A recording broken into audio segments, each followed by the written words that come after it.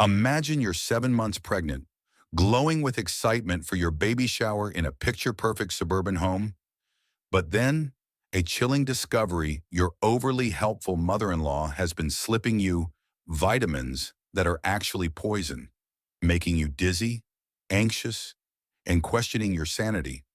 And that's just the tip of the iceberg. What if your loving husband, the successful lawyer, is living a double life, cheating with a cunning mistress who's masterminding a plot to steal your unborn child through fake paternity tests, forged custody papers, and a web of lies that could destroy everything? As Sarah uncovers betrayal after betrayal, from embezzlement to murder plots, you'll be gripped by twists that shock to the core. Who forged the documents? What's the real truth about the baby? And can Sarah fight back before it's too late? This story of resilience, revenge, and raw family drama will keep you hooked till the end. Stay tuned for every heart-pounding detail. If this has you on the edge already, smash that like button if you're Team Sarah. Comment below what you'd do in her shoes. Share this with a friend who loves juicy thrillers. And subscribe with notifications on so you never miss another epic tale like this. Let's dive in. Sarah Mitchell smoothed her hands over her 7-month pregnant belly as she arranged the last of the baby shower decorations in her suburban kitchen. The soft pink and gold balloons bobbed gently in the afternoon breeze from the open window, creating the perfect backdrop for what should have been one of the happiest days of her life. "Oh, honey, you should not be doing all this work in your condition," Eleanor Mitchell said as she bustled into the kitchen carrying another box of party supplies. Sarah's mother-in-law had been incredibly helpful over the past few weeks, almost too helpful. Every morning, Eleanor arrived with fresh prenatal vitamins, homemade meals, and endless advice about pregnancy. "I feel fine, Eleanor. Really," Sarah replied, though she had been feeling unusually tired lately. "Besides, this is my first baby shower. I want everything to be perfect." Eleanor's smile seemed forced as she began unpacking delicate china teacups. "Of course, dear. You know I just want what's best for you and my grandchild. David would never forgive me if something happened to either of you." The mention of her husband made Sarah's heart flutter with happiness. David had been working long hours at his law firm lately, but he always made time to ask about the baby and her doctor appointments. Their marriage felt stronger than ever, especially with Eleanor's constant support during this crucial time. "Speaking of David, where is he today?" Sarah asked, and glancing at the clock. "He promised to be here before the guests arrive." "Oh, you know how demanding his caseload is," Eleanor said quickly. "He texted me saying he might be a few minutes late. Something about a client emergency." Sarah nodded, used to David's unpredictable schedule. As a successful corporate lawyer, he often had to drop everything for important clients.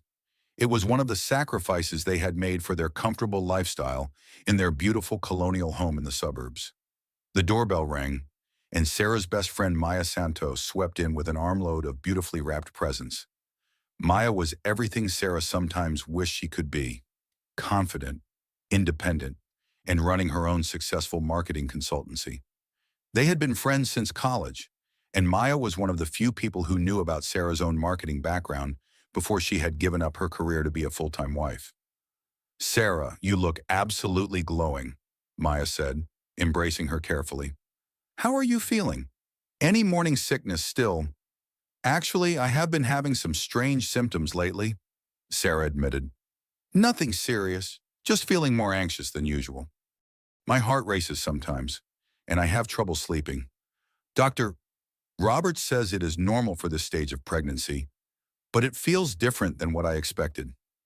Eleanor appeared beside them with a small pill container. "Here, sweetie, take your afternoon vitamin. Dr. Roberts specifically recommended these ones for the 3rd trimester. They will help with those anxiety symptoms." Sarah accepted the vitamin gratefully. Eleanor had been so thoughtful about remembering her medication schedule. The pills were different from her usual prenatal vitamins, larger and a different color, but Eleanor insisted they were specially formulated for women in their final trimester.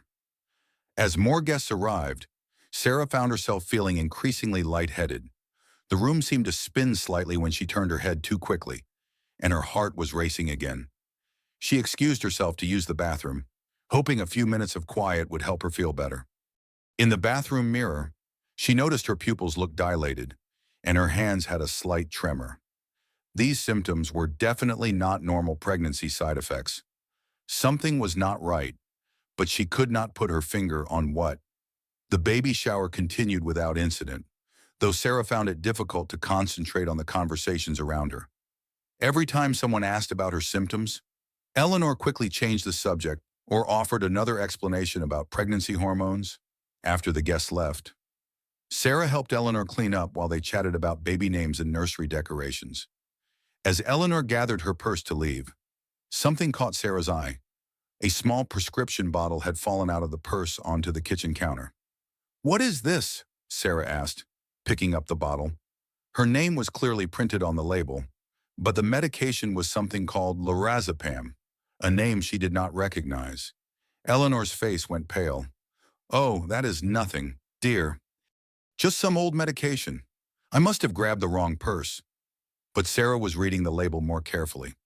The prescription was dated just 2 weeks ago, and the signature at the bottom was supposed to be hers, except it looked nothing like her handwriting. "Eleanor, I never signed for this medication. I do not even know what lorazepam is." "You must be confused, honey," Eleanor said, reaching for the bottle. "Pregnancy brain. You know. You probably just forgot." Sarah pulled up her phone and quickly searched for lorazepam.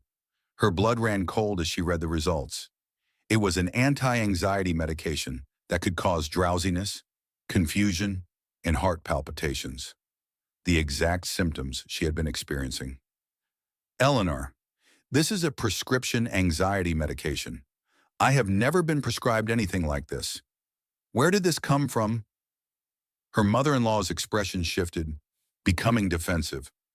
"I have no idea what you are talking about, Sarah. You are obviously under a lot of stress. Maybe you should call Dr. Roberts about these memory problems." But Sarah was not backing down. Something was very wrong here, and she was going to find out what. The prescription bottle clearly had her name on it, but she had never seen it before in her life, and that signature was definitely not hers. As Eleanor hurried out the door, making excuses about being late for another appointment, Sarah stared at the mysterious prescription bottle in her hands. Her heart was racing again, but this time it was not from medication. It was from fear. Who had forged her signature? Why was Eleanor carrying around medication with Sarah's name on it? And most importantly, what else was Eleanor not telling her about these special vitamins she had been taking every day? Sarah's hands trembled as she realized that the person she had trusted most during her pregnancy might be the very person putting her and her baby in danger. The next morning, Sarah could not shake the feeling that something was terribly wrong. She had barely slept, turning the mysterious prescription over and over in her mind. When David left for work without his usual kiss goodbye, claiming he was late for an important meeting, Sarah knew she had to take action. She called Dr. Roberts' office and scheduled an emergency appointment, claiming she was having unusual symptoms. The receptionist squeezed her in for that afternoon, and Sarah spent the morning researching lorazepam and its effects on pregnant women. What she found made her stomach turn. Lorazepam could cause serious complications during pregnancy, including breathing problems for the baby and withdrawal symptoms after birth. No responsible doctor would prescribe this medication to a pregnant woman unless it was a life-threatening emergency. At the doctor's office, Sarah handed over the prescription bottle with shaking hands. "Dr. Roberts, I found this medication with my name on it, but I never received a prescription from you or anyone else. I am worried someone has been giving me this without my knowledge." Dr. Roberts examined the bottle carefully, his expression growing more concerned by the minute. "Sarah, this is definitely not something I would prescribe to a pregnant patient. Let me run some blood tests to see if there are any traces of this medication in your system." While waiting for the test results, Sarah decided to do some detective work of her own. The prescription had been filled at a pharmacy near David's law firm, which seemed like an odd coincidence. She drove to the pharmacy and asked to speak with the pharmacist who had filled the prescription. I remember this prescription, the young pharmacist said, checking his computer records. It was called in by someone claiming to be Dr. Roberts' office, but when I tried to verify it, the phone number did not match our records. The person who picked it up was an older woman with gray hair. She said she was your mother. Sarah's heart sank. Eleanor was not her mother, and Dr. Roberts had confirmed he never prescribed this medication. Someone had been systematically drugging her, and all signs pointed to her mother-in-law. But why would Eleanor want to hurt her? They had always gotten along well, and Eleanor seemed genuinely excited about becoming a grandmother. Nothing made sense. As Sarah drove home, she decided to take a detour past David's office building. Maybe she could surprise him with lunch and talk about her disturbing discovery. Their marriage was built on honesty and trust. Surely David would help her figure out what was going on. She parked across the street from the gleaming office tower and was about to call David when she saw him emerge from the building. But he was not alone. A young woman with dark hair and a figure-hugging dress walked beside him, her hand resting intimately on his arm. Sarah's breath caught in her throat as she watched her husband lean down to whisper something in the woman's ear, making her laugh and look up at him with obvious adoration. They walked to a nearby upscale restaurant, and Sarah found herself following them like a character in a spy movie. Through the restaurant's large windows, Sarah had a perfect view of David and the mysterious woman settling into a corner booth. The woman was beautiful, much younger than Sarah, with perfect makeup and an expensive handbag. She looked like everything Sarah used to be before she gave up her career to become a housewife. Sarah's hands trembled as she watched David reach across the table to touch the woman's face tenderly. This was not a business lunch or a casual meeting with a colleague. This was clearly an intimate relationship that had been going on for some time. Rain began to fall as Sarah stood on the sidewalk, watching her husband's betrayal unfold in slow motion. She pressed her hands against her pregnant belly, feeling the baby kick as if sensing her distress. 7 months pregnant, and her husband was having an affair with another woman. The woman leaned forward and kissed David passionately, right there in the middle of the restaurant where anyone could see them. David did not pull away or look uncomfortable. Instead, he smiled and kissed her back like this was the most natural thing in the world. Sarah felt dizzy and nauseous, but she could not look away. She needed to see this, needed to understand exactly what was happening to her life. The rain was coming down harder now, soaking through her jacket, but she stood frozen on the sidewalk. Her phone buzzed with a text message from David. "Working late tonight. Do not wait up. Love you." The lie was so casual, so automatic, that Sarah realized this affair had probably been going on for months. How many times had David claimed to be working late when he was actually with this woman? How many times had Sarah waited at home, preparing dinner for a husband who was never coming? She watched them order wine and settle in for what was clearly going to be a long, romantic lunch. The woman kept touching David's hand and laughing at everything he said. David looked happier and more relaxed than Sarah had seen him in months. As she stood there in the rain, Sarah overheard part of their conversation through the open restaurant door. The woman was talking about traveling to Europe together, and David was promising to make arrangements soon. "What about your wife?" the woman asked, her voice carrying clearly across the nearly empty restaurant. David's response made Sarah's blood run cold. "Do not worry about Sarah. The baby problem will be solved soon, and then we can be together without any complications." The baby problem? Her pregnancy was nothing more than a problem to be solved. Sarah stumbled backward, her mind reeling. David's affair was bad enough, but what did he mean about the baby problem being solved soon? Was he planning to leave her after the baby was born? Or was there something more sinister happening? Suddenly, the mysterious medication made perfect sense.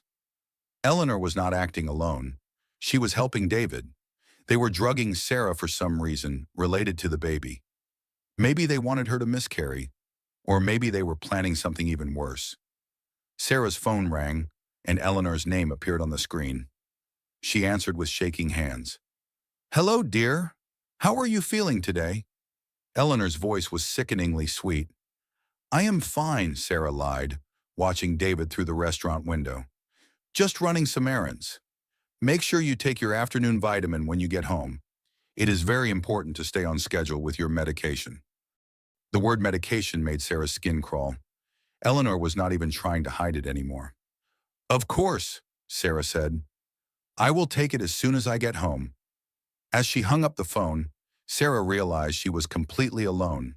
Her husband was betraying her with another woman, her mother-in-law was poisoning her, and she was 7 months pregnant with nowhere to turn. But as she stood there in the rain, watching the two people who were supposed to love her most plotting her downfall, Sarah felt something she had not experienced in years, pure, focused anger. She was not going to be a victim. She was going to fight back.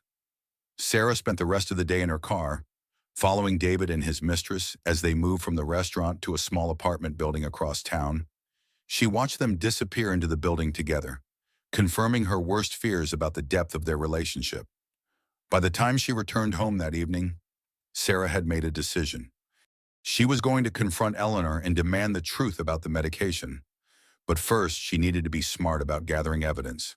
She carefully photographed the prescription bottle from every angle, including the forged signature and the pharmacy label. Then she called Maya. "Maya, I need your help with something, and I need you to promise not to think I am crazy." "Sarah, what is wrong? You sound terrible." Sarah told Maya everything: the mysterious medication, David's affair, and her suspicions about Eleanor. To her relief, Maya did not question her sanity or suggest she was overreacting. "We need to get you and the baby to a doctor immediately," Maya said. "If someone has been drugging you for weeks, there could be serious health consequences.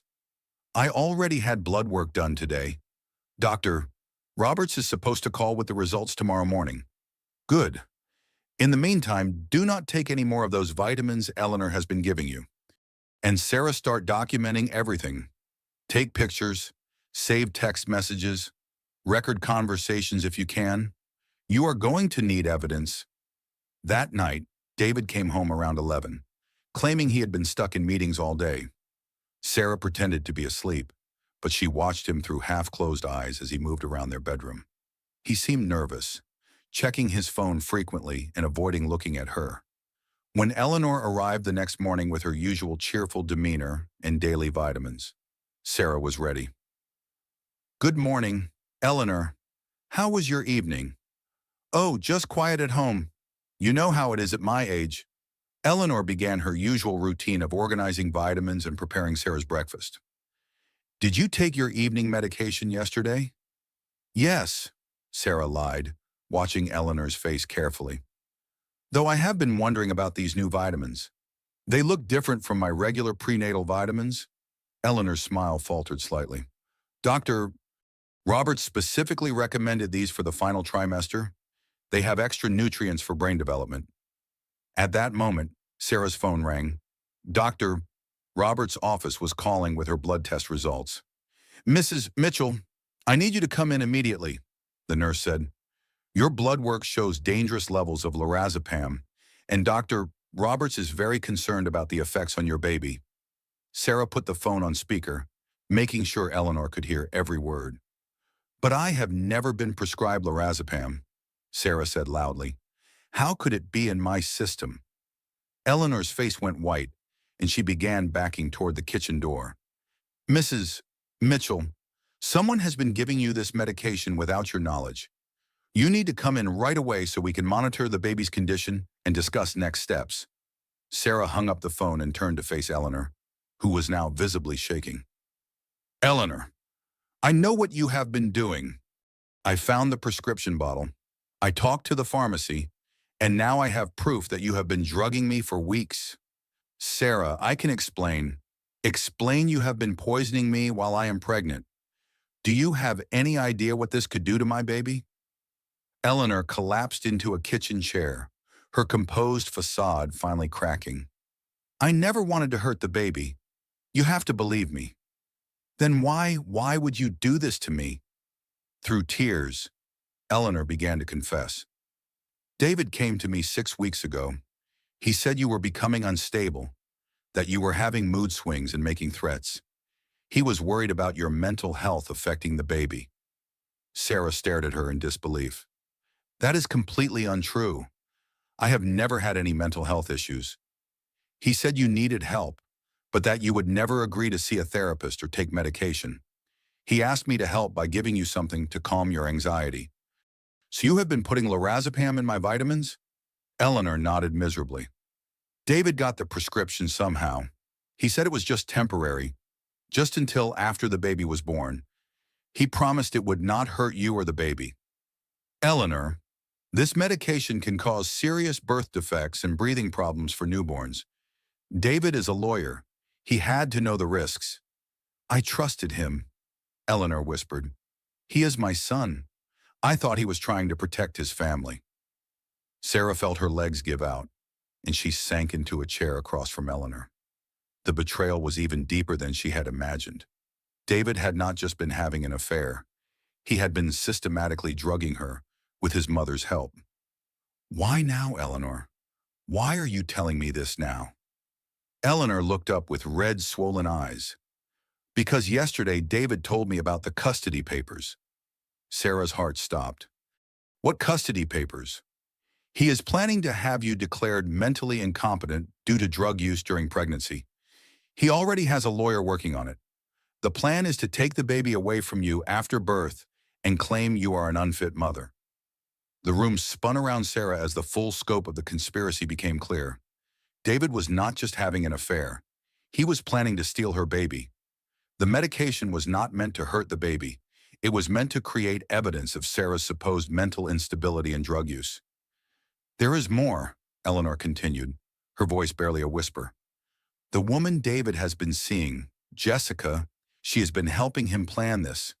She works at his law firm as a paralegal, and she has been researching custody law and mental health statutes. Sarah's hands clenched into fists. How long have you known about Jessica? A few months. David told me he was unhappy in the marriage and that he had found someone who understood him better. He said Jessica was supportive of his career in ways that you never were. The accusation stung because Sarah knew there was some truth to it. She had given up her own marketing career to support David's ambitions, but apparently that sacrifice was not enough. What else, Eleanor? What else have you been hiding from me? Eleanor hesitated, then reached into her purse and pulled out a small recording device. David asked me to record our conversations, she admitted. He said if you ever accused him of anything, he would need proof that you were paranoid and delusional. Sarah stared at the device in horror. Her own mother-in-law had been secretly recording their private conversations for weeks, gathering evidence to use against her in a custody battle. Eleanor, do you understand what you have done? You have helped David build a case to take my baby away from me based on lies and manufactured evidence? I know, Eleanor sobbed. I thought I was helping my family stay together. David said if we could get you the help you needed, everything would work out. The help I needed, Eleanor. The only help I needed was protection from my husband and his mistress. Sarah's phone buzzed with a text message from David. How are you feeling today? Make sure to take your vitamins. She showed the message to Eleanor. Is this part of the plan too? Making sure I stay drugged until you can execute your custody scheme? Eleanor nodded reluctantly. David wants to make sure there's enough medication in your system to show up on drug tests after the baby is born. Sarah felt nauseated as the full horror of the situation sank in. David and Jessica had orchestrated an elaborate plan to frame her as an unfit mother using Eleanor's help and medical evidence of drug use that they had created themselves. Eleanor, I need you to help me now. I need you to help me stop this. I cannot go against David. He is my son, and I am carrying your grandchild.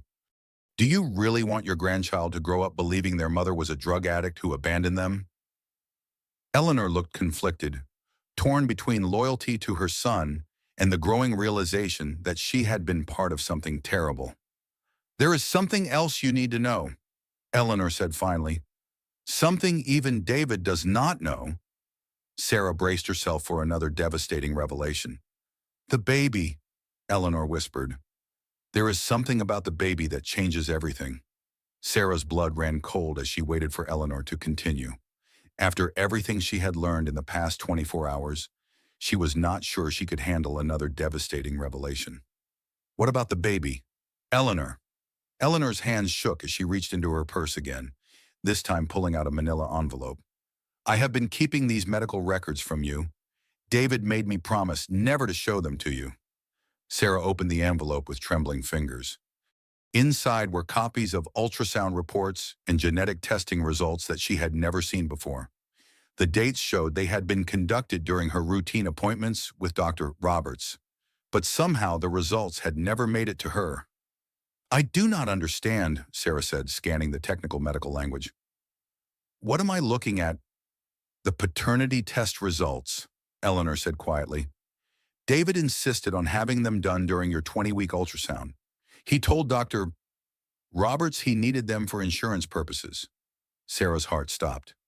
Paternity test. Why would David need a paternity test? He is the father. Eleanor's expression was pained. That is what I thought too. But David had doubts. He said there were times in your marriage when you had been distant, when you had worked late with male colleagues. He convinced himself that you might have had an affair. That is ridiculous. I have never been unfaithful to David. Never. I know that now, Eleanor said. But look at the results.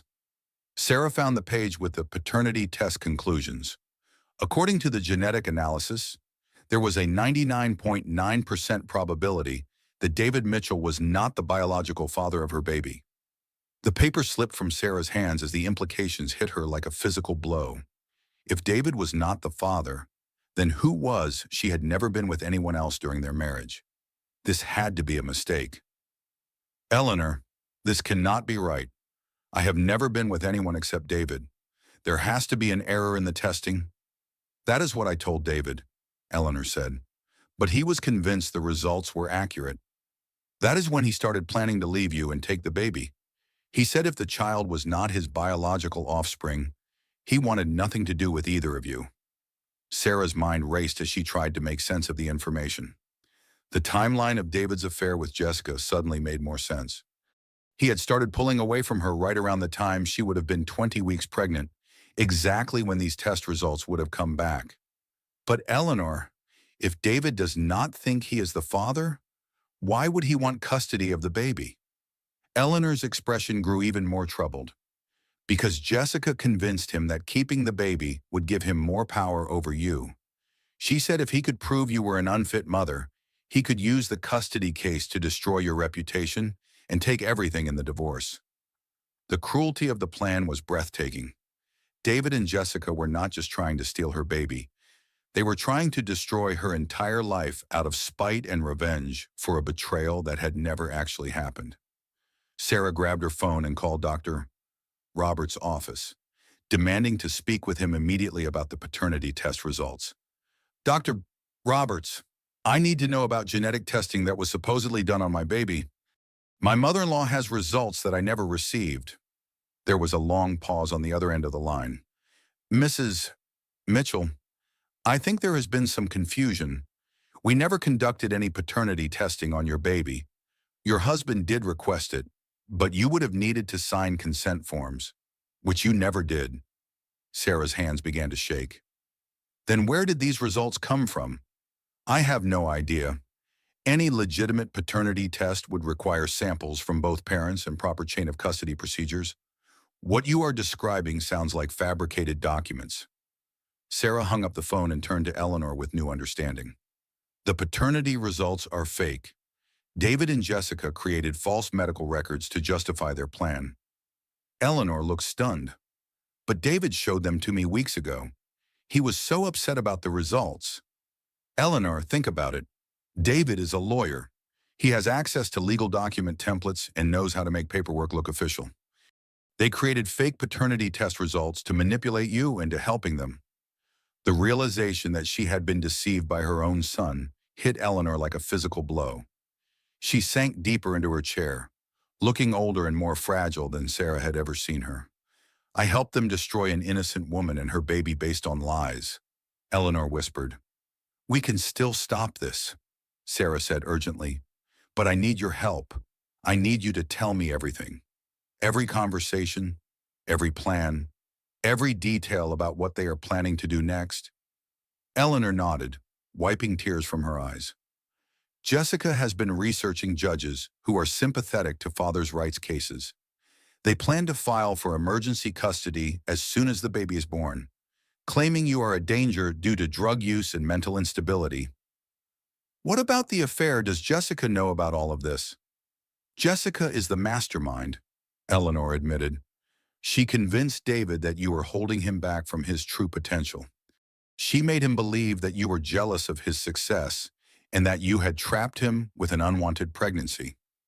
Sarah felt anger building in her chest. Jessica had systematically destroyed her marriage by feeding David lies and insecurities, then helped him create an elaborate scheme to steal her baby and ruin her life. Eleanor, I need you to help me gather evidence against them. Can you get me copies of their text messages, emails, anything that shows they planned this together? I can try, Eleanor said. David has been careless about leaving his phone around when he visits me, and Jessica has sent me messages about coordinating their story. Sarah's phone buzzed with another text from David. Looking forward to dinner tonight. Hope you are feeling better. She showed the message to Eleanor. He is still pretending to be a loving husband while plotting to destroy me. What are you going to do? Eleanor asked. Sarah stood up, feeling more determined than she had in months. I am going to fight back, but first, I need to make sure my baby is safe from whatever they have planned next. As if summoned by their conversation, Sarah heard a car pulling into the driveway. Through the window, she saw a young woman with dark hair getting out of a silver sedan, the same woman she had seen with David at the restaurant. Eleanor, is that Jessica? Eleanor peered through the window and nodded grimly. She said she might stop by today to discuss final preparations. Sarah's heart raced as she realized Jessica was about to walk into her home, probably expecting to find Eleanor alone and a drugged, compliant Sarah. Hide in the pantry, Sarah whispered to Eleanor. I want to hear what she has to say when she thinks I am not listening. Eleanor hesitated. Sarah, be careful. Jessica is not what she seems. She is much more dangerous than you realize. The doorbell rang, and Sarah took a deep breath. It was time to meet her husband's mistress face to face and find out exactly what they had planned for her and her baby. But as Sarah walked toward the front door, Eleanor called out one last warning that made her blood run cold. Sarah, there is one more thing you need to know about Jessica. She has done this before. Sarah froze with her hand on the doorknob. What do you mean she has done this before? I will explain later, Eleanor whispered urgently. Just be careful what you say to her. Sarah opened the door to find Jessica Romano standing on her front porch, looking exactly like the polished professional she had appeared to be at the restaurant. Up close, she was even more beautiful than Sarah had realized, with perfect makeup and an expensive designer handbag. Mrs. Mitchell, I am Jessica Romano from your husband's law firm. I have some important legal documents that require your immediate attention. Sarah's heart pounded, but she forced herself to remain calm. Of course, please come in. Jessica entered the house with the confidence of someone who believed she held all the cards. She carried a leather briefcase and moved through Sarah's living room as if she had been there many times before. Is Eleanor here? Jessica asked, looking around. She was supposed to meet me here to witness your signature on these documents. She stepped out for a moment, Sarah lied. What kind of documents are these? Jessica opened her briefcase and pulled out a thick stack of legal papers. These are custody and mental health evaluation forms. David is concerned about your well-being during the final weeks of your pregnancy, and he wants to make sure appropriate medical supervision is in place. Sarah scanned the papers quickly, her marketing background helping her understand the legal language. These were not protective custody arrangements. They were documents that would essentially sign away her parental rights and commit her to psychiatric evaluation. Jessica, these papers would give David full custody of my baby and authorize involuntary mental health treatment.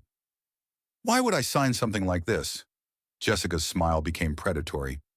Because, Sarah, we have evidence of your drug use during pregnancy, documented mental instability, and concerning behavior that puts both you and the baby at risk. What evidence? Jessica pulled out a tablet and began showing Sarah photos and videos. There were pictures of Sarah looking disheveled and confused, all taken during the weeks when she had been unknowingly drugged.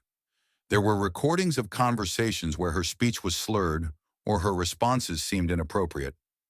We also have testimony from Eleanor about your erratic behavior, threats of self-harm, and refusal to follow medical advice, Jessica continued. Sarah realized with growing horror that every symptom caused by the secret medication had been carefully documented and would now be used as evidence against her. This is all fabricated, Sarah said. You and David have been drugging me to create this so-called evidence? Jessica laughed coldly. That is exactly the kind of paranoid delusion that supports our case for your mental incompetence. Who is going to believe that your loving husband and devoted mother-in-law conspired to drug you? It sounds like the ravings of someone with postpartum psychosis. I am not postpartum yet, Sarah pointed out, but you will be soon. And when you are, these documents will ensure that your baby is protected from an unstable mother. Sarah's hands clenched into fists as she realized how thoroughly they had planned this attack on her sanity and credibility. Every aspect of the scheme was designed to make her look paranoid and delusional if she tried to defend herself. What do you want from me? Jessica, sign the papers. Sarah, make this easy on everyone. David will make sure you get the help you need, and the baby will be raised in a stable, loving home. A home with you. I suppose. Jessica's mask slipped slightly, revealing the calculating woman underneath. David and I are planning a future together. Yes, we can provide the kind of life this child deserves. Financial security, educational opportunities, and parents who are committed to each other. Parents, you are not this baby's parent. I will be when David and I marry next month, Jessica said casually. Sarah felt like she had been punched in the stomach. Next month, but we are still married. The divorce papers will be filed as soon as you sign these custody documents. David has already moved most of his belongings out of the house. I am surprised you have not noticed. Sarah's mind raced as she realized she had been so focused on the pregnancy and Eleanor's visits that she had not paid attention to David's belongings, gradually disappearing from their shared spaces. You have been planning this for months, Sarah said. Actually, we have been planning this for almost a year, Jessica admitted. David was never happy in this marriage. Sarah, he just needed time to figure out how to leave without destroying his reputation or losing his financial assets. So you helped him create a plan to frame me as an unfit mother. I helped him find a solution that would protect everyone's interests, Jessica corrected. You get the mental health treatment you clearly need. The baby gets a stable home environment, and David gets to move on with his life. Sarah's phone buzzed with a text message. Maya was asking how her doctor's appointment had gone and whether she was okay. Sarah quickly typed back, call the police. Jessica Romano is in my house with fake legal documents. Jessica noticed Sarah texting and held out her hand. I will need to hold on to your phone while we complete these documents. We cannot have you contacting people who might interfere with this process. I am not giving you my phone. Jessica's expression hardened. Sarah, you can make this easy or difficult, but either way, these documents are going to be signed today. David has already filed a preliminary custody motion with the court, claiming you are a danger to yourself and your unborn child. Sarah's heart sank as she realized the legal machinery was already in motion. Even if she could prove the medication had been given to her without her knowledge, the court case would take months to resolve, months during which her baby could be taken away from her. There is something else you should know, Jessica continued, pulling out her own phone. We have been documenting your behavior on social media as well. She showed Sarah a series of Facebook posts and Instagram photos that made Sarah look increasingly unstable over the past several weeks. In the photos, Sarah appeared disheveled, confused, or inappropriately emotional. The captions suggested erratic mood swings and concerning statements about her pregnancy. I never posted any of these, Sarah said. Eleanor has been managing your social media accounts to create a comprehensive record of your declining mental state, Jessica explained. Your friends and family are already concerned about your behavior based on these posts. Sarah grabbed her laptop and logged into her social media accounts. Sure enough, there were dozens of posts she had never written, photos she had never shared, and comments that made her sound paranoid and unstable. Her phone started ringing with calls from worried friends and family members who had seen the posts. Sarah realized that Jessica and Eleanor had not only been building a legal case against her, they had been systematically destroying her reputation and relationships. Answer the phone, Jessica instructed. Let them hear how you sound. Your slurred speech and confused responses will only support our documentation. Sarah was trapped. If she answered the calls, the lingering effects of the medication would make her sound exactly like the unstable person they were claiming she was. If she did not answer, her friends and family would assume the social media posts were accurate and that she was having a breakdown. The doorbell rang again, and Sarah heard Maya's voice calling her name. Relief flooded through her. Maya had gotten her message and come to help. Do not answer that door, Jessica said sharply. You cannot keep me prisoner in my own home, Sarah replied, walking toward the front door. Jessica grabbed her arm. Actually, Sarah, I can... The preliminary custody order includes a provision for medical supervision if you become agitated or pose a risk to the baby. She pulled out another document that Sarah had not seen before, a court order signed by a judge, authorizing temporary restriction of Sarah's movements and activities pending a full mental health evaluation. Sarah stared at the official-looking paper in disbelief. The legal system was being used as a weapon against her, and she was powerless to stop it. Maya's voice came through the door again, more urgent this time. Sarah, are you okay? I am calling the police if you do not answer. Jessica smiled coldly. Go ahead and answer the door.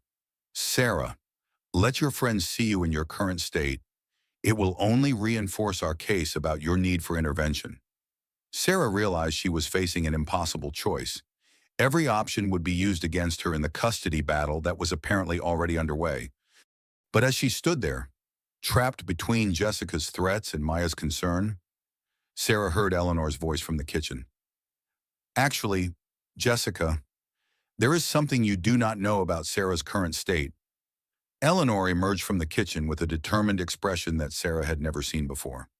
In her hands, she carried a thick folder and what appeared to be recording equipment. Eleanor, what are you doing? Jessica demanded.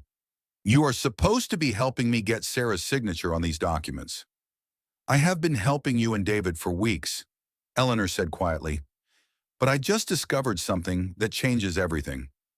Jessica's confident demeanor faltered slightly. What are you talking about? Eleanor opened the folder and spread several documents across Sarah's coffee table. Financial records from David's law firm, bank statements, credit card bills, and evidence of embezzlement. Sarah moved closer to examine the papers, her heart racing with new hope. The documents showed a pattern of unauthorized transfers from client trust accounts into David's personal accounts, dating back almost 2 years. Where did you get these? Sarah asked. David has been careless about leaving his briefcase at my house, Eleanor explained. Yesterday, after you confronted me about the medication, I decided to look through his papers more carefully.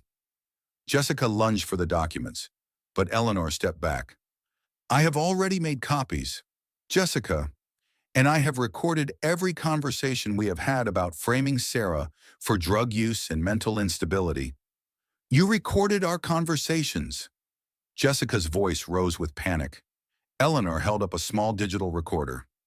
David asked me to record Sarah's supposedly erratic behavior, but I also decided to record my conversations with you and David about your plans for the custody case.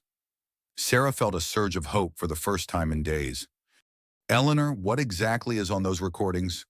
Everything, Eleanor said firmly. Jessica discussing how to fabricate evidence of Sarah's drug use. David explaining how to manipulate court documents. Jessica bragging about destroying Sarah's social media reputation. And most importantly, both of them admitting that the paternity test results were falsified. Jessica's face went white. Eleanor, you do not understand the legal consequences of what you are doing. David is your son. David stopped being my son the moment he asked me to help him destroy an innocent woman and steal her baby, Eleanor replied. What we have done to Sarah is unforgivable. Maya's voice came through the door again, more insistent this time. Sarah, I am coming in. I have keys from when I watched your house last summer. The front door opened, and Maya stepped inside, immediately taking in the tense scene in the living room. Behind her were two police officers, responding to her call about a possible domestic situation. Officers, thank goodness you are here, Jessica said quickly, switching into professional mode. This woman is having a mental health crisis, and we are trying to get her the help she needs. One of the officers, a middle-aged woman with kind eyes, looked around the room carefully. Ma'am, we received a call about possible harassment and fraudulent legal documents. Can someone explain what is happening here? Sarah took a deep breath, praying that the medication had cleared enough from her system for her to speak clearly. These people have been systematically drugging me for weeks and fabricating evidence to steal my baby. I have proof. She handed the officer the prescription bottle with the forged signature and Eleanor's folder of financial documents. This medication was being given to me without my knowledge, Sarah explained. The prescription is forged, and my mother-in-law has admitted to putting it in my vitamins. Eleanor stepped forward. Officer, I need to confess to my role in this conspiracy. I have been helping my son and this woman drug Sarah and create false evidence for a custody case. Jessica tried to interrupt, but the second officer held up his hand. Ma'am, let her finish, Eleanor continued. I have recordings of our conversations about fabricating mental health records, falsifying paternity test results, and manipulating social media accounts to make Sarah appear unstable. She handed over the digital recorder and the folder of financial documents. I also discovered that my son has been embezzling money from his law firm's client accounts. The female officer examined the prescription bottle carefully. Mrs. Mitchell, when was the last time you took this medication? I stopped taking the vitamins yesterday when I discovered what was in them, Sarah said. My doctor can confirm that I never consented to any psychiatric medication. Jessica made one last desperate attempt to control the narrative. Officers, this woman is clearly having paranoid delusions. The custody documents I brought are legitimate court orders designed to protect her and her baby. The officer examined Jessica's paperwork. Ma'am, these documents have several irregularities. The judge's signature does not match our database, and the case number does not exist in our court system. Sarah felt relief wash over her as she realized Jessica's fake legal documents were falling apart under scrutiny. Maya stepped forward with her own evidence. Officers, I have been Sarah's friend for over 10 years. The social media posts that appeared on her accounts over the past month are completely out of character for her. I suspected someone else was posting them. The police spent the next hour taking detailed statements from everyone present. Eleanor provided her recordings, which clearly documented the conspiracy between David and Jessica. Sarah gave blood and urine samples to prove she had been drugged without her knowledge. When the officers finally left, Jessica was in handcuffs, charged with fraud, harassment, and conspiracy. Warrants were being issued for David's arrest on charges of embezzlement and domestic abuse. But Sarah's relief was short-lived. As she sat in her living room, surrounded by the evidence of her husband's betrayal, the financial reality of her situation began to sink in. Maya, what am I going to do? Sarah asked. David has been stealing money from his law firm. When that comes out, we will lose everything. The house, our savings, our insurance, it is all connected to his employment. Maya examined the financial documents Eleanor had provided. Sarah, this is worse than we thought. David has not just been embezzling from the firm. He has been taking cash advances on credit cards in your name and borrowing against your house without your knowledge. Sarah's hands shook as she realized the full scope of David's financial crimes. How much debt are we talking about? Over $200,000, Maya said quietly, and most of it is in your name. Sarah felt like the floor was dropping out from under her. She was 7 months pregnant. Her husband was a criminal, and she was apparently responsible for massive debts she had never authorized. "I cannot afford a lawyer to fight this," Sarah said. "I cannot even afford to keep this house once David's salary stops coming in."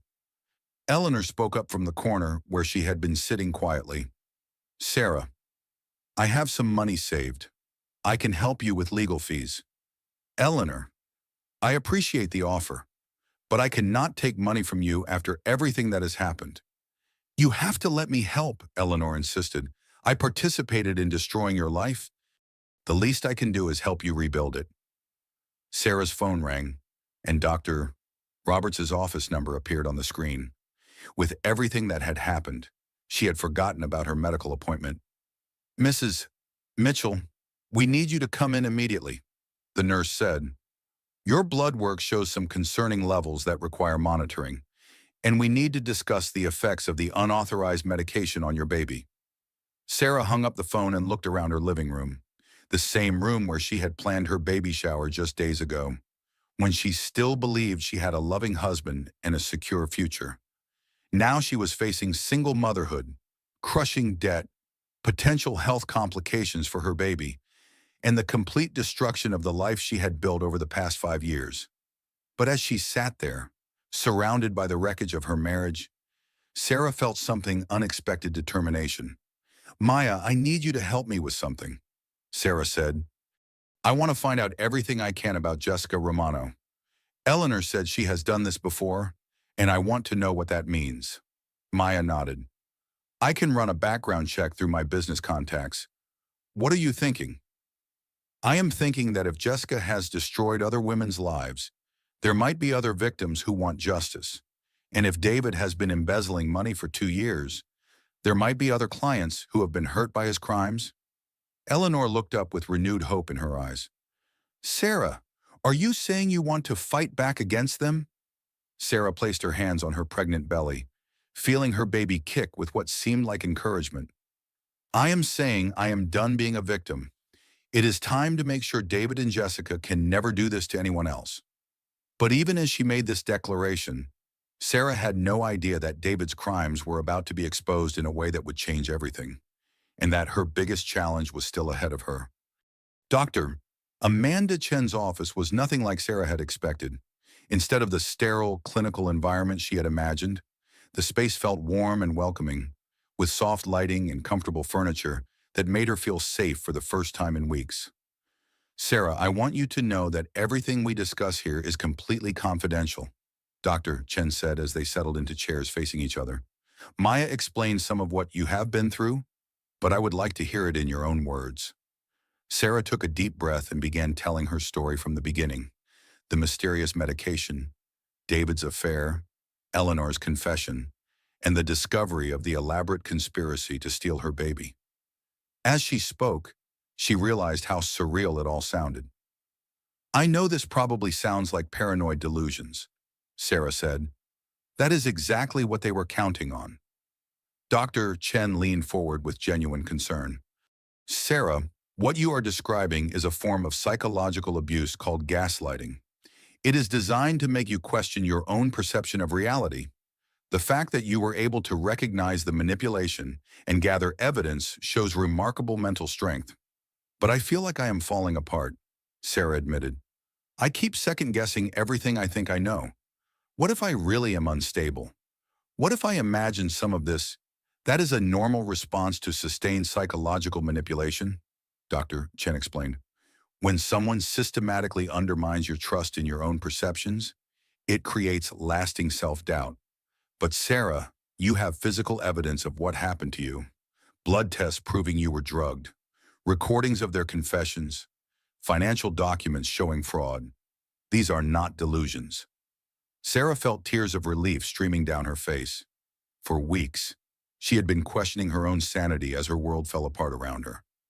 Having a professional validate her experience felt like a lifeline. "Dr. Chen, I need to ask you something that might sound strange. Before all of this happened, I thought I was happy in my marriage, but looking back, I can see patterns of behavior that I ignored or made excuses for." Does that make me naive? Dr. Chen smiled gently. Sarah, recognizing unhealthy patterns in hindsight does not make you naive. It makes you human. Many intelligent, capable women find themselves in relationships with manipulative partners.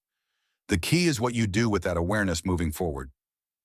Over the next hour, Dr. Chen helped Sarah examine her relationship with David from a new perspective. She recognized how he had gradually isolated her from her career and friendships, making her financially dependent on him. She saw how he had undermined her confidence in subtle ways, making her doubt her own judgment. I gave up my marketing career when we got married, Sarah said. David convinced me that his work was more important and that I would be happier focusing on our home and future family. How did you feel about that decision at the time? Sarah paused, remembering. I was excited about being a wife and mother, but I also felt like I was losing part of myself. I had worked so hard to build my career, and I was good at what I did, but David made me feel selfish for wanting both.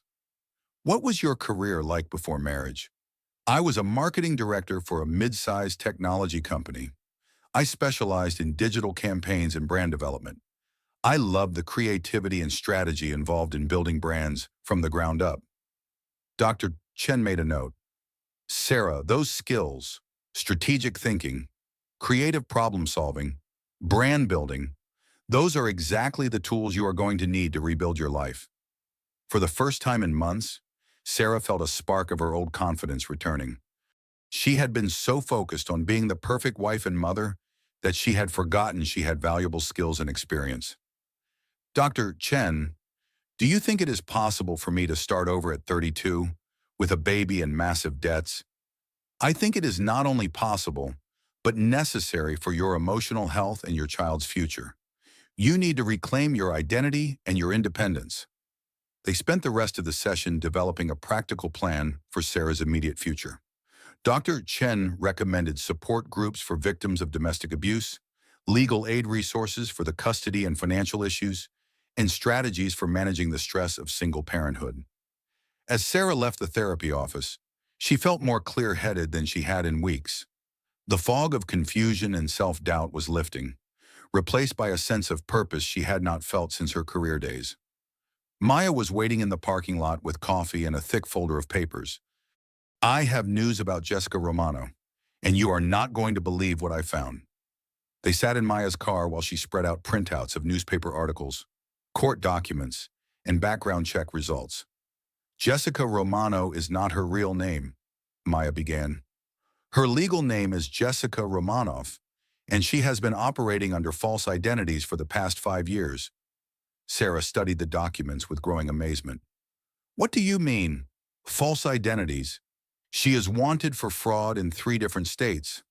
The pattern is always the same.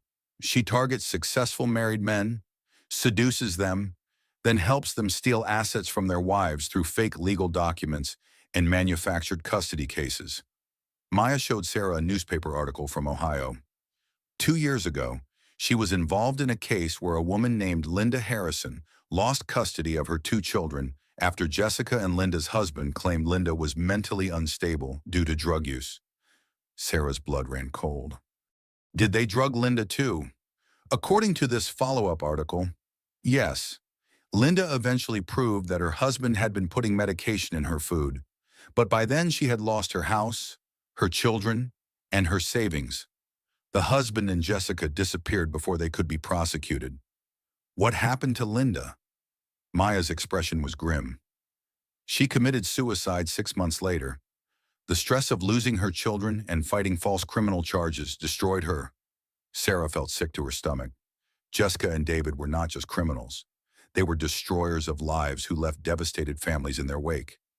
There is more, Maya continued. I found similar cases in Michigan and Florida. Different names, same pattern. Jessica finds men with assets and wives who can be manipulated or discredited, then helps orchestrate elaborate schemes to steal everything. How many women has she done this to? At least 6 that I could find, and probably more. Sarah, you are not just fighting for your own life. You might be the key to getting justice for all of Jessica's victims. Sarah studied the photos of the other women Jessica had targeted. They were all around her age, educated, financially comfortable women who had trusted the wrong people, women who had believed in their marriages and never suspected they were being systematically destroyed. Maya, I want to contact these other women, the ones who survived. Maybe together we can build a case that will put Jessica away forever. I was hoping you would say that, Maya said with a smile. I already reached out to two of them. They are willing to share their stories and cooperate with law enforcement. As they drove back to Sarah's house, she felt energized in a way she had not experienced since before her pregnancy. The therapy session had reminded her of her own capabilities, and Maya's research had given her a sense of purpose beyond her own situation. But when they pulled into Sarah's driveway, they found Eleanor standing on the front porch with a terrified expression and a police officer beside her. Sarah, thank God you are here, Eleanor called out.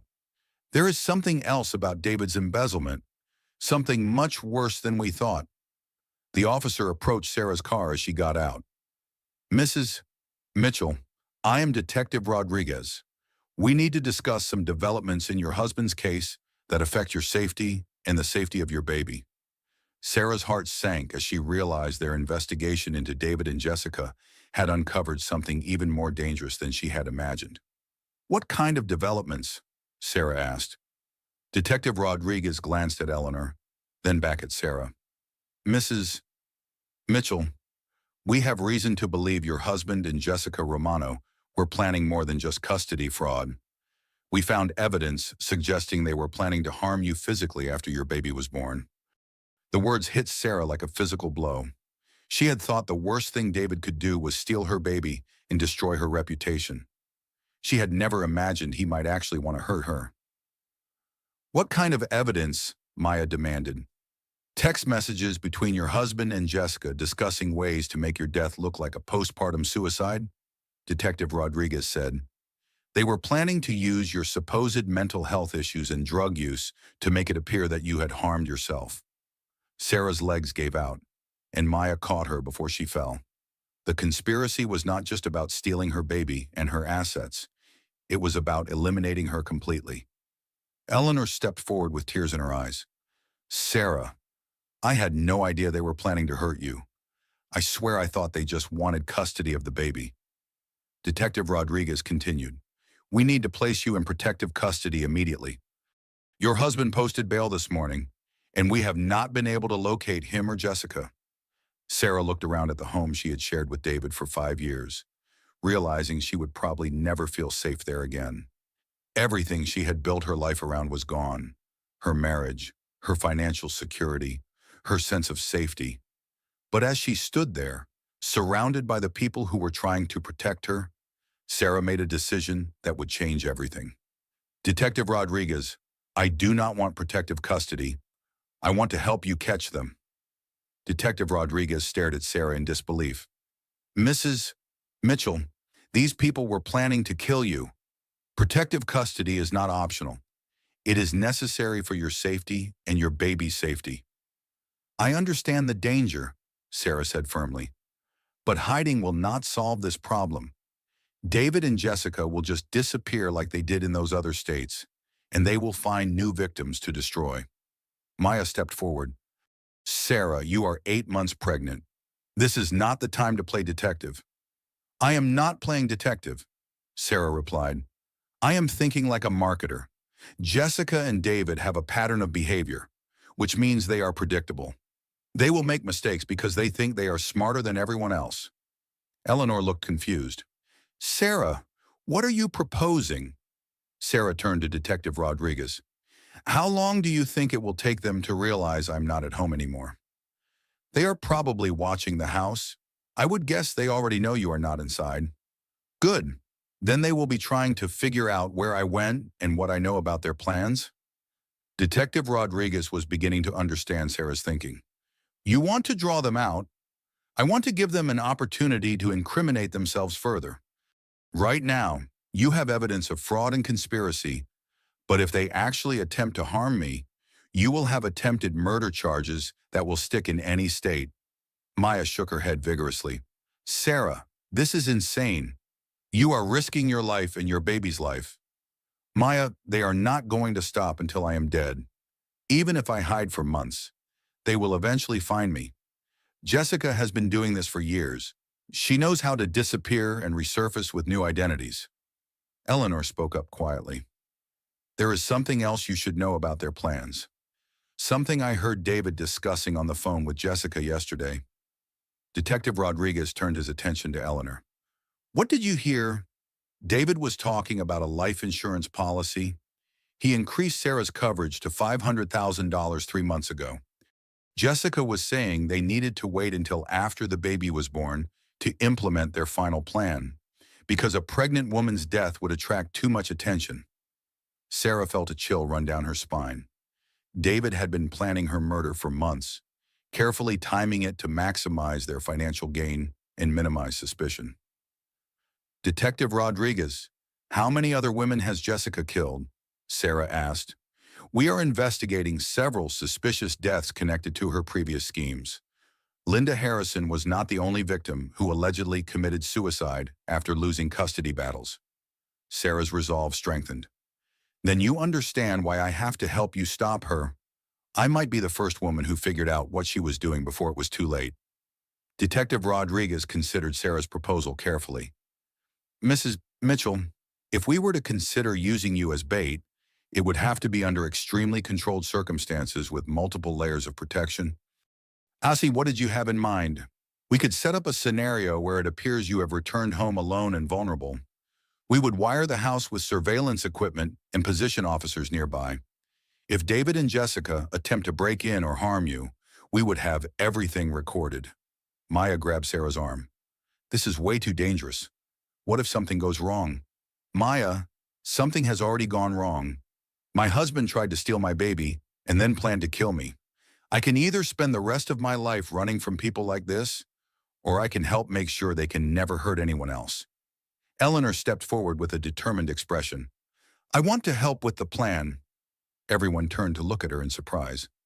Eleanor, you have already done enough, Sarah said gently. No, I have not done nearly enough to make up for what I helped them do to you. David and Jessica used me to hurt you, and now I want to use my relationship with them to help catch them. Detective Rodriguez was intrigued. What did you have in mind, Mrs. Mitchell? David still trusts me, at least partially. He thinks I am just a foolish old woman who got scared and confessed to protect myself. I could contact him and tell him that Sarah is back at the house alone and feeling suicidal. Sarah understood the logic of Eleanor's plan. If David thinks I am having a breakdown and might hurt myself, he and Jessica might see it as the perfect opportunity to stage my suicide. It is risky, Detective Rodriguez admitted, but it might be our best chance to catch them in the act. Maya was still shaking her head. I cannot believe we are seriously considering this. Sarah, you are about to have a baby. You should be focused on staying safe, not catching criminals. Maya, if I do not stop them now, I will never be safe.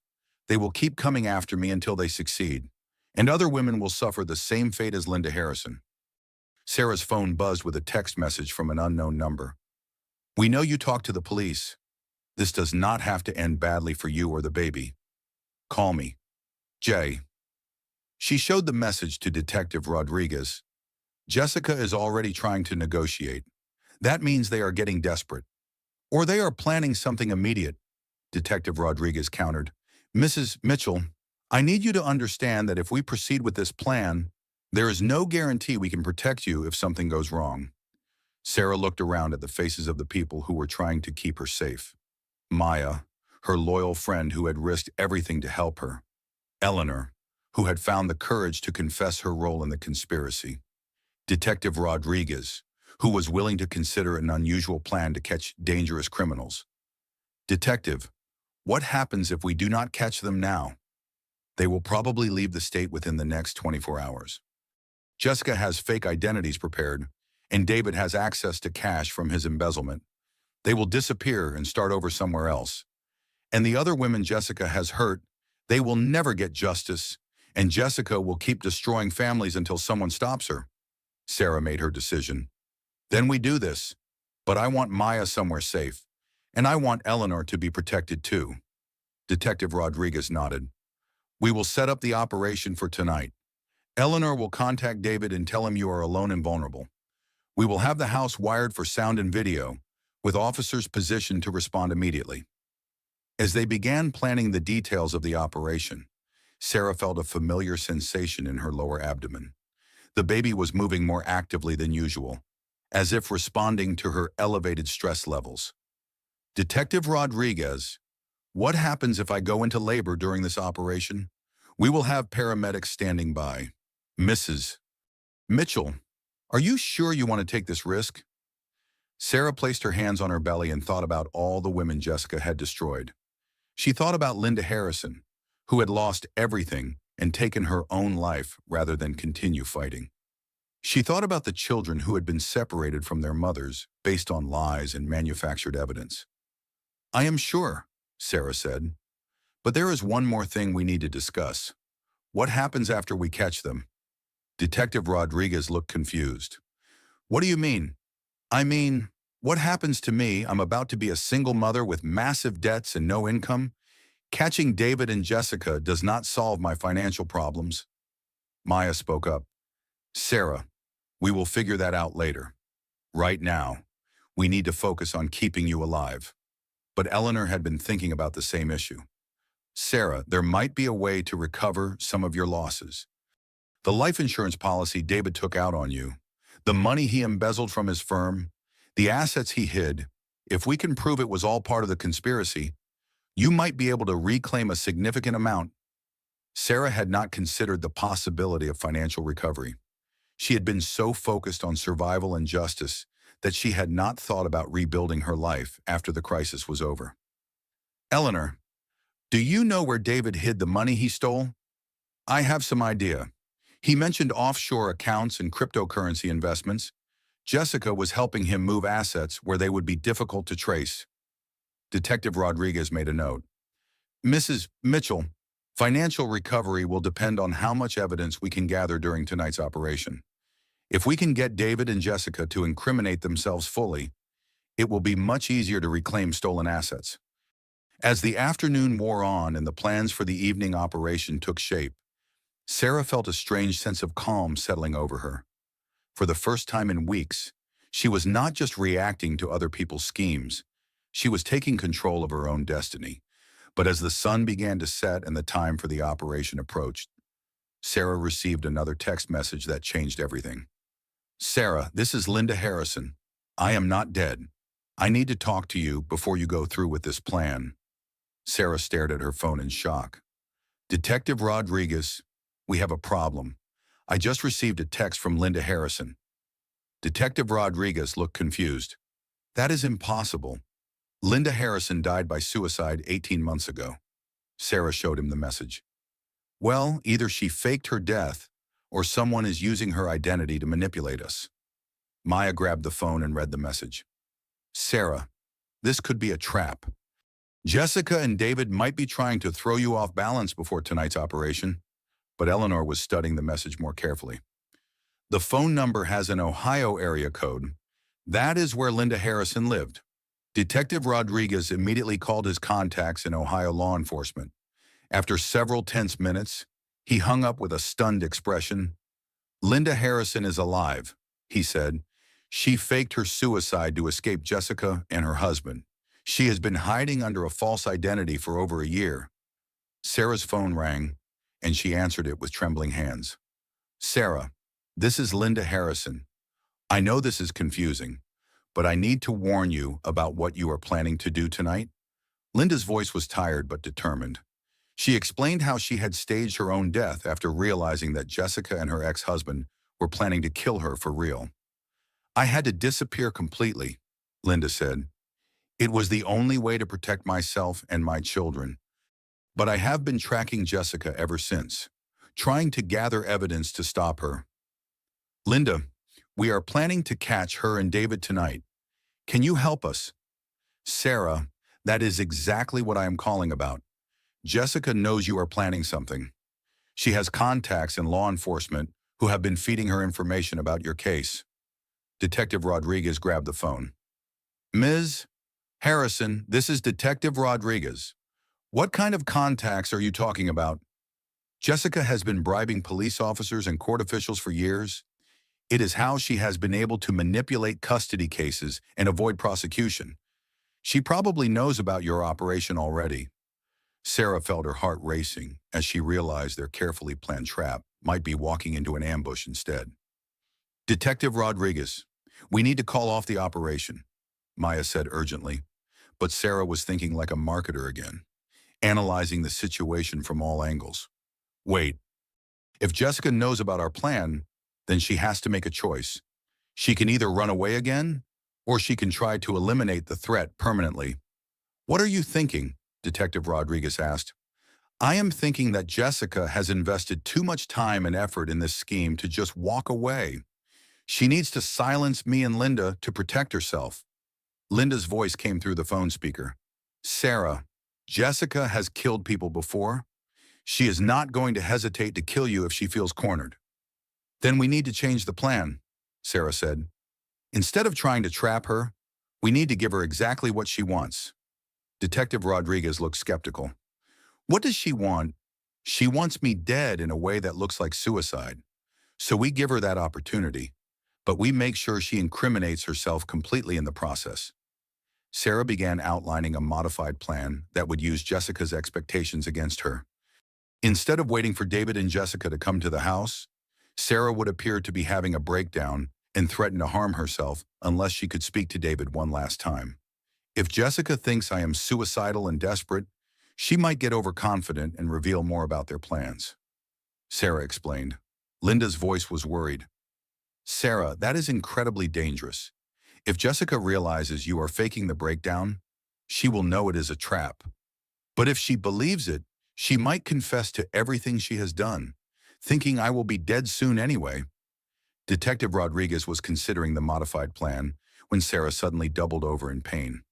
Sarah, what is wrong? Maya asked urgently. I think I am having contractions, Sarah gasped. The baby is coming early.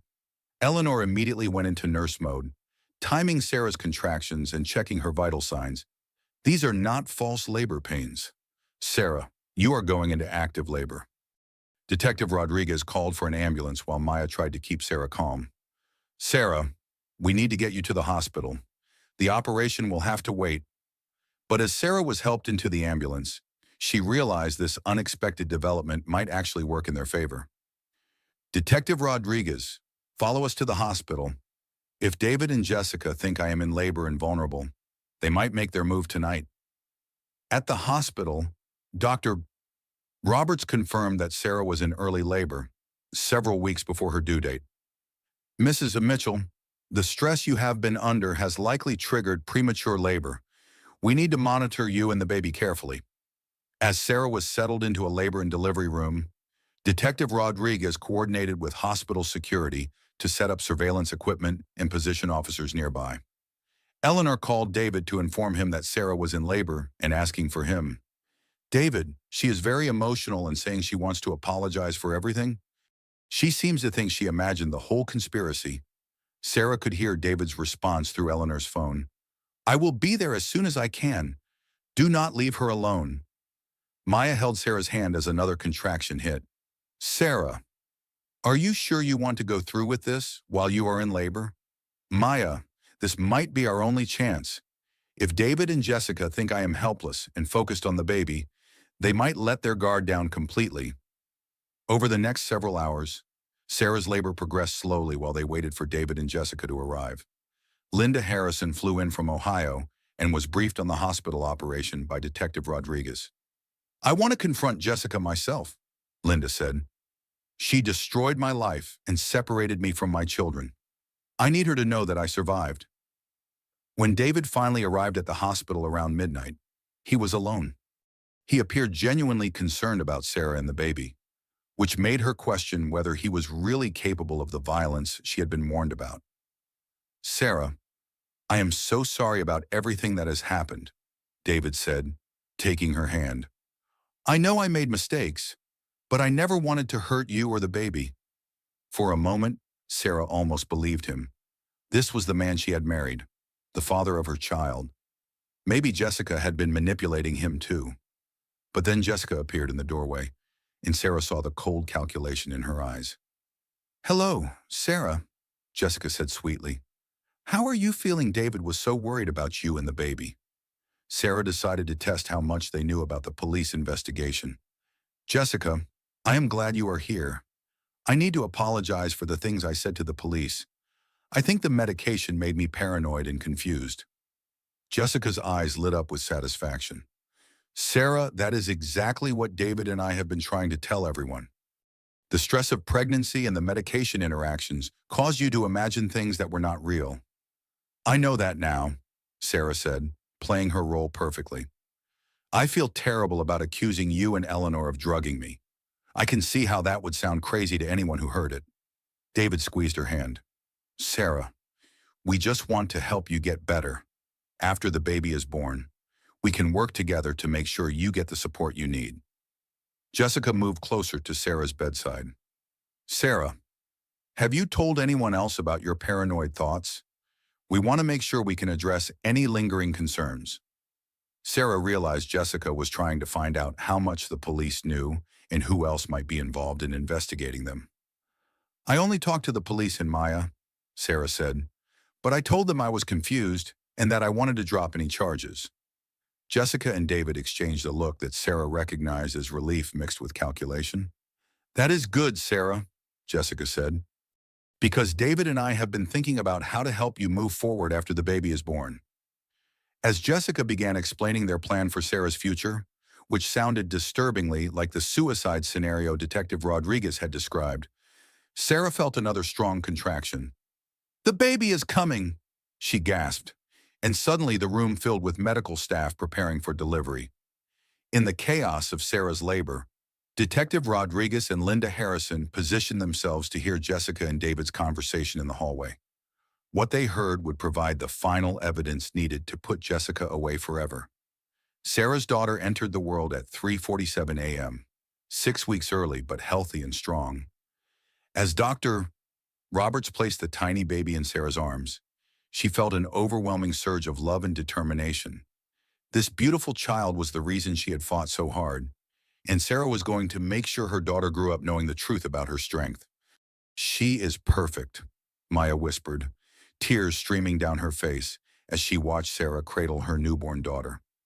Eleanor stood quietly in the corner, her own eyes filled with tears of joy and regret. "Sarah, she looks just like you did when you were born." David approached the bedside hesitantly. "Sarah, she is beautiful. What are you going to name her?" Sarah looked down at her daughter's peaceful face. "Hope. Her name is Hope." Jessica remained near the doorway, checking her phone frequently. Sarah noticed she seemed agitated and kept glancing toward the hallway. "David, we should let Sarah rest," Jessica said. "She has been through a lot, and the baby needs quiet time." But Sarah was not ready to let them leave yet.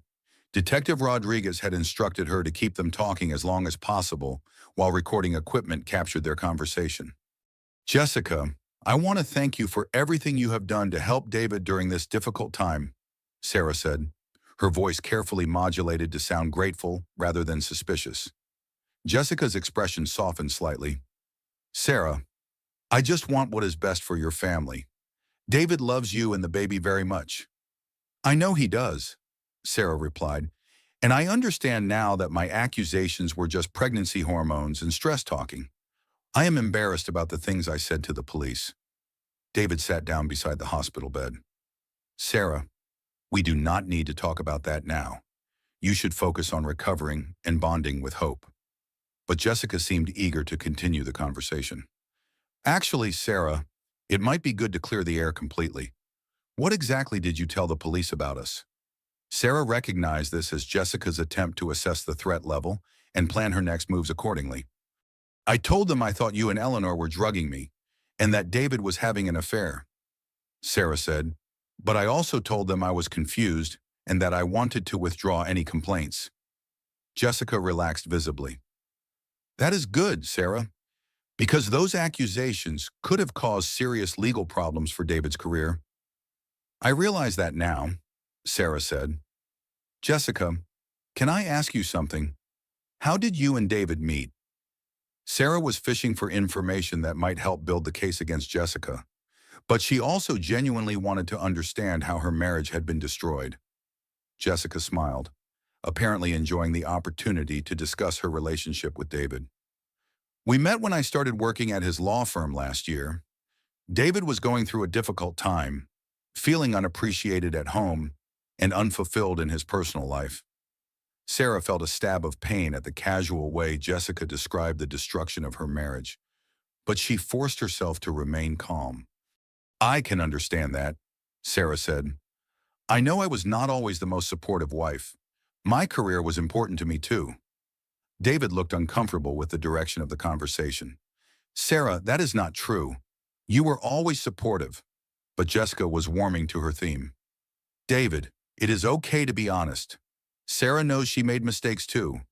The important thing is that we can all move forward now. What do you mean move forward? Sarah asked. Jessica glanced at David, then back at Sarah. Well, David and I have been discussing the future. We think it would be best for everyone if you focused on your recovery and let us help with the baby during the transition period. Sarah's heart raced as she realized Jessica was describing the custody plan they had developed. Even now, in the hospital room with Sarah holding her newborn daughter, Jessica was still plotting to steal the baby. What kind of transition period? Sarah asked. Just until you are feeling more stable, Jessica said quickly. David could take temporary custody while you get the mental health treatment you need. Maya stepped forward from the corner where she had been quietly listening. I am sorry, but did you just suggest that Sarah is mentally unstable and needs to give up custody of her baby? Jessica's mask slipped slightly. I just think Sarah has been under a lot of stress, and new mothers sometimes need extra support. From their husband's mistress, Maya asked pointedly. The room fell silent as the pretense finally cracked.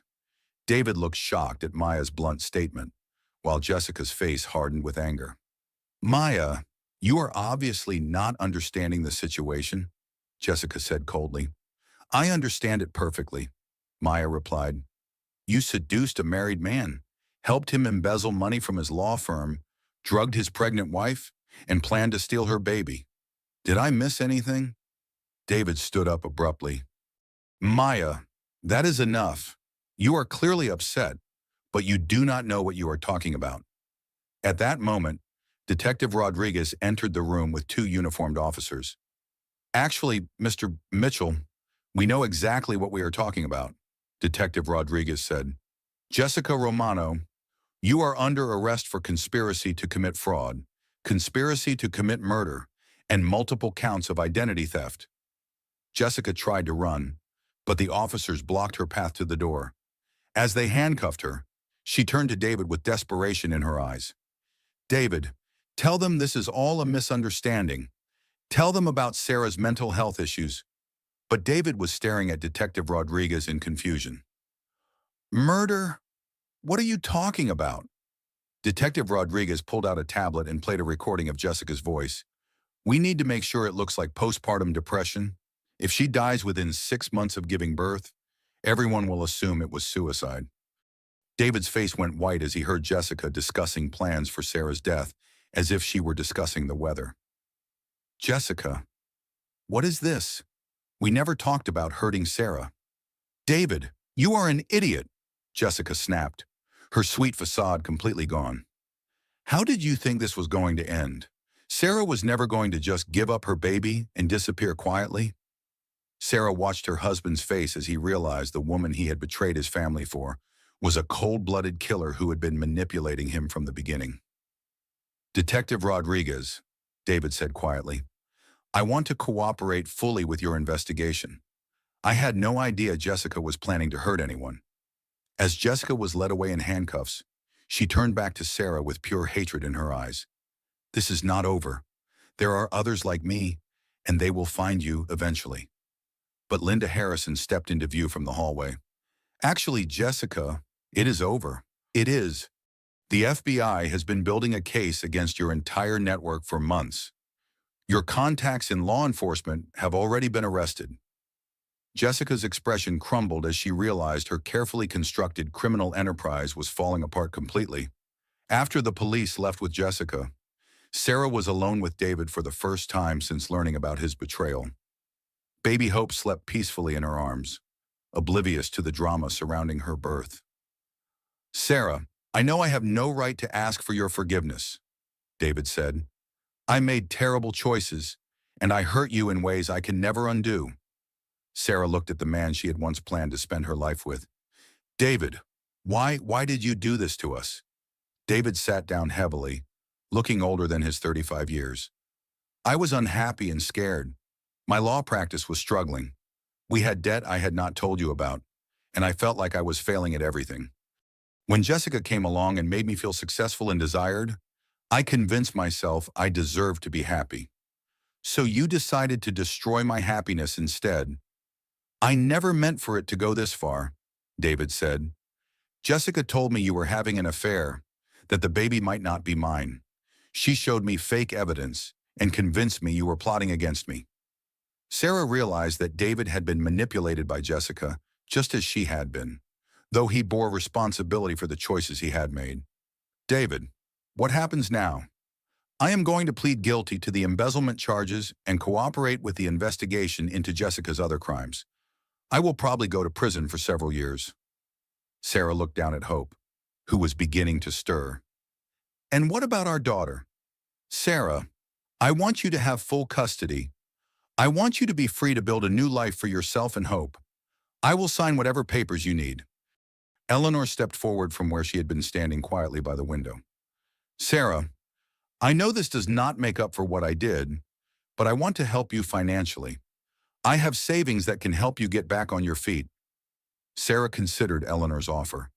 The older woman had been manipulated too, but she had also found the courage to confess and help catch the real criminals. "Eleanor, I would appreciate help with childcare when I go back to work, but I want to support myself and Hope," Maya smiled. "Actually, Sarah, I have a proposal about that. I want you to become my business partner. Your marketing skills and my client base could build something amazing together." For the first time in months, Sarah felt hopeful about the future. She had lost her marriage and her financial security, but she had gained something more valuable, the knowledge that she was strong enough to survive anything and build a new life from the ground up. As the sun rose over the hospital parking lot, Sarah held her daughter close and made a promise. Hope would grow up knowing that her mother was a survivor who had fought for justice and built a successful life through determination and resilience. But as Sarah was preparing to leave the hospital 3 days later, a nurse handed her a package that had been delivered with no return address. Inside was a single photograph of Jessica with another man Sarah did not recognize, and a note that read, "She did this to someone else before. You are not her first victim, and you will not be her last. Be careful who you trust." Sarah showed the package to Detective Rodriguez, who had become a regular visitor during her hospital stay. "Detective, is Jessica part of something bigger than we realized?" Detective Rodriguez examined the photograph carefully. "Mrs. Mitchell, we are discovering that Jessica was part of an organized network that targets wealthy families across multiple states.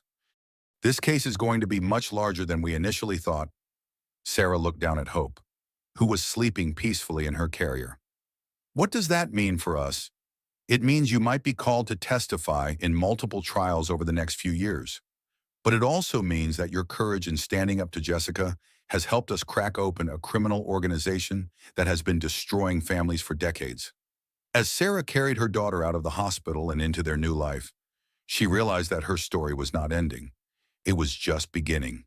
She had survived the worst betrayal imaginable and emerged stronger than ever. Sarah looked at her beautiful daughter and whispered, "We are going to help other women. Are not we, sweetheart? We are going to make sure nobody else goes through what we went through." Hope opened her eyes and seemed to focus on her mother's face with what looked like determination. Sarah smiled. She had a feeling her daughter was going to be just as strong as her mother, and together they were going to build something beautiful from the ashes of their old life. The future was uncertain, but for the first time in months, Sarah was excited to find out what came next. But as she strapped Hope into her car seat for the drive to their new apartment, Sarah noticed a car following them from the hospital parking lot. Her heart raced as she realized that Jessica's warning might have been more than just an idle threat. Their fight for justice was far from over, and Sarah had a feeling the most dangerous challenges were still ahead of them.